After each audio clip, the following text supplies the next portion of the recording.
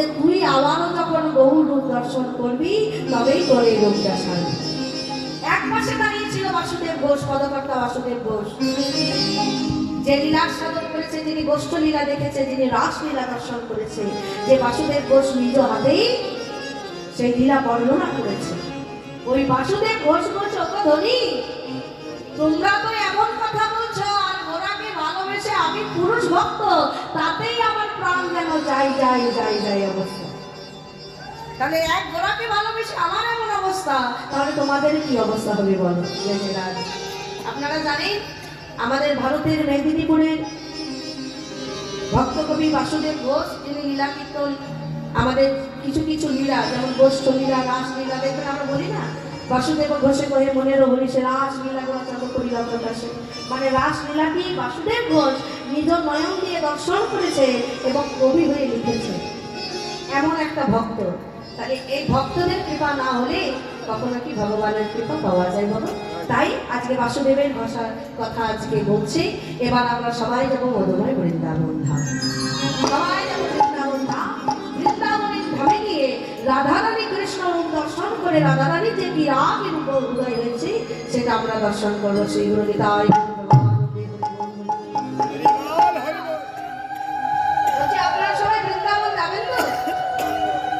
সবাই যাবেন? বাবারা সবাই যাবেন তো?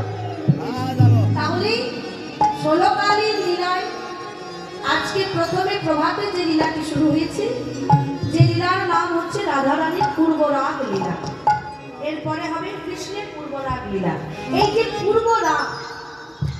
পূর্বরাগ লীলা, আসলে মা আমাদের এই ঢাকা শহরে কিন্তু 16 কালীর লীলাটা খুব কমই হয়, আমাদের লীলা কীর্তন কিন্তু খুবই কম হয়।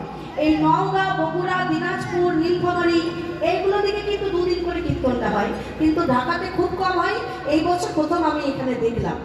তাহলে এই যে পূর্বরাগ লীলা বিষয়টি, পূর্বরাগ কাকে বলে প্রথমেই জানতে হবে। পূর্বরাগ কাকে বলে?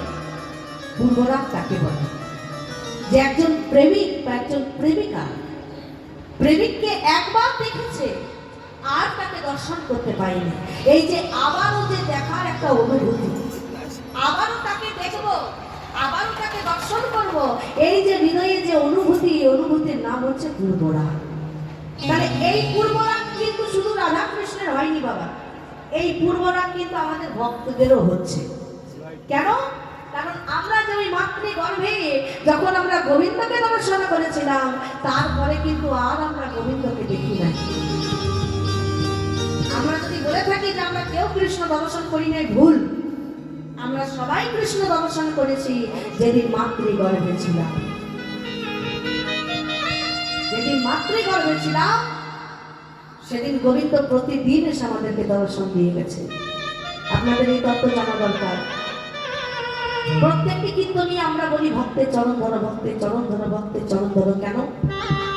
কি আছে ভক্তের চরণের মধ্যে যেটা ভক্তের হাতের মধ্যে নেই? কি আছে চরণের মধ্যে যেটা ভক্তের মাথার মধ্যে নেই?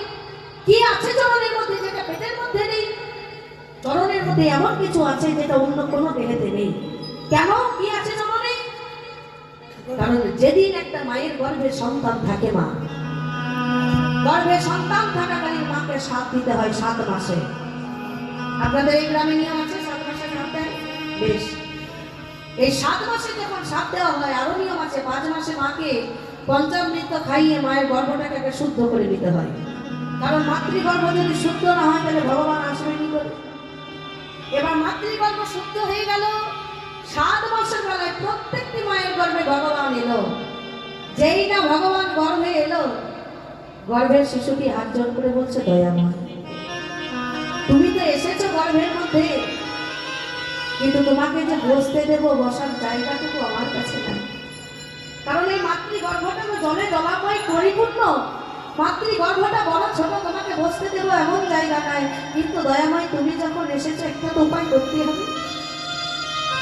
সাথে সাথে সন্তানটি কি করলো জানেন? প্রথমবারের মতো সন্তানটা আস্তে আস্তে মাথাটা মায়ের পেটের নিচে দিলে করলো, আর মায়ের পেটের ওপরে তার পা দুটোকে তুলে বলছে,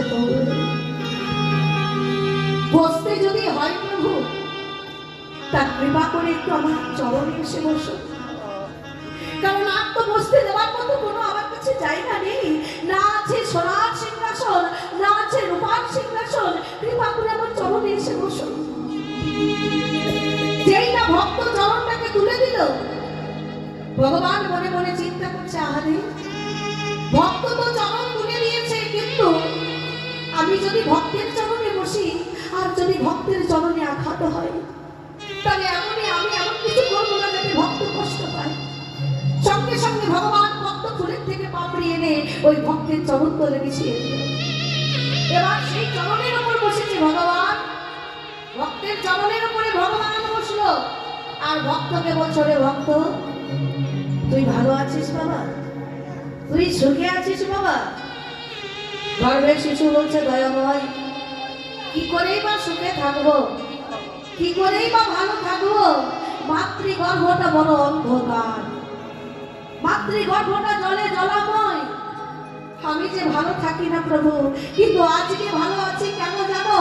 কারণ তুমি যতক্ষণ গর্ভে এসেছো গর্ভটা যেন আলোয় পরিণত হয়েছে। হে প্রভু, গর্ভের মধ্যে আমার যতই কষ্ট হোক না কেন আমি সহ্য করবো, তুমি যদি একটা কথা দাও। কবিতা বলছে, আমি তো কথা দেব, তুই যা বলবি শুনবো, তবে আগে তুই বল যে তুই যে ধরাধামে যাচ্ছিস, তা ধরাধামে গিয়ে তুই কি করবি? কেন প্রভু? আমি ধরাধামে গিয়ে কি করবো জানো? আমি ধরাধামে গিয়ে তোমার নাম করব, তোমার হরি নাম বিলাবো, তোমার কৃষ্ণ নাম করব, ভক্তের হাতে ধরবো, পায়ে পড়বো। প্রভু বলছে, বেশ, তাহলে তুই যখন আমার নাম করতেই যাচ্ছিস, বেশ, তাহলে আজকে তুই আমার কাছে যা চাইবি আমি তোকে তাই দেবো, বল কি চাস? বাবা, সেদিন আমরা ভগবানের কাছে কি চেয়েছিলাম জানেন?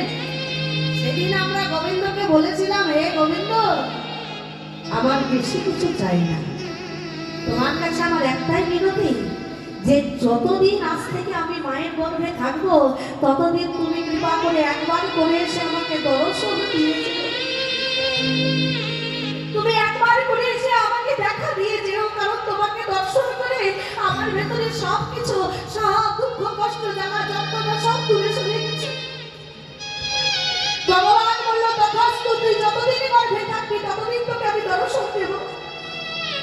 এবার প্রতিদিন ভগবান মাতৃগর্ভে সন্তানকে দর্শন দেয়, প্রতিদিন ভক্ত ভগবানের কথা হয়, কিন্তু যেই না ভক্ত ধরাধামে জন্ম নিল, দেখবেন বাবা সন্তান জন্ম নিয়েই কিন্তু কেঁদে ওঠে, কি কেঁদে না?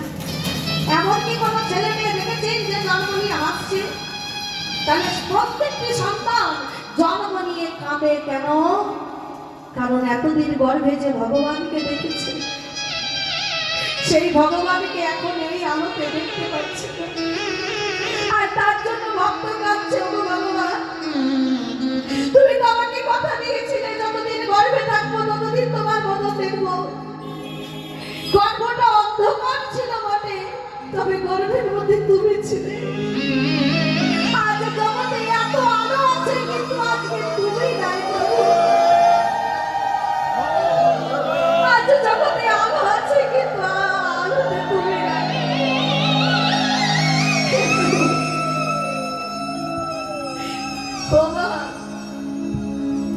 তাই তো দেখবেন ছেলে মেয়ে যখন জন্ম নেয়,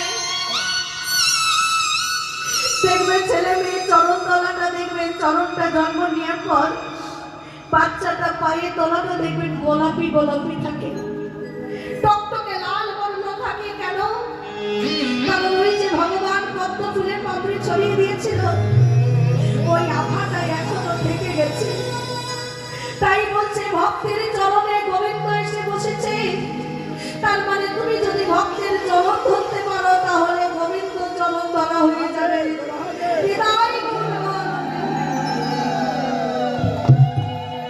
তাই বলছে যে ভক্তের চরণ ধরলেই তোমরা গোবিন্দ চরণ পাবে। একবার ধরো,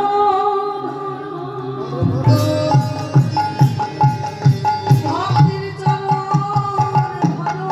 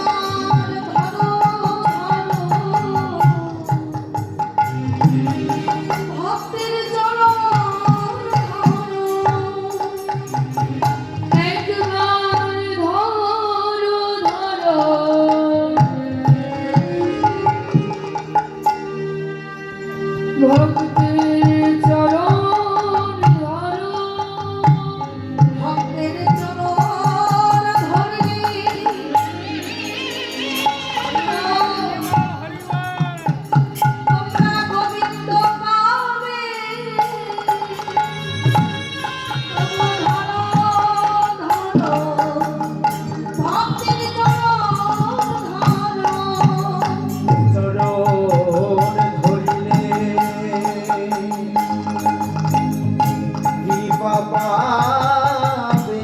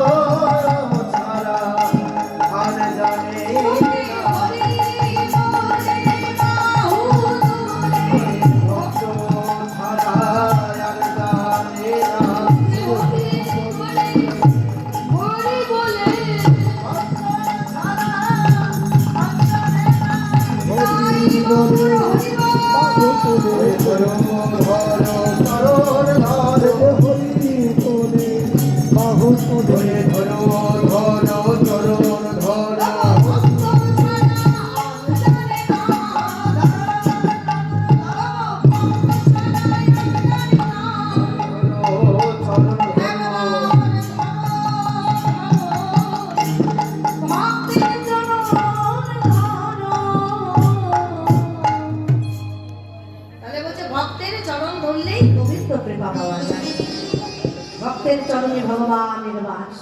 তাই যত ভক্তের চরণ ধরতে পারবেন ততই ভগবানের কৃপা লাভ করতে পারবেন। তাই চলুন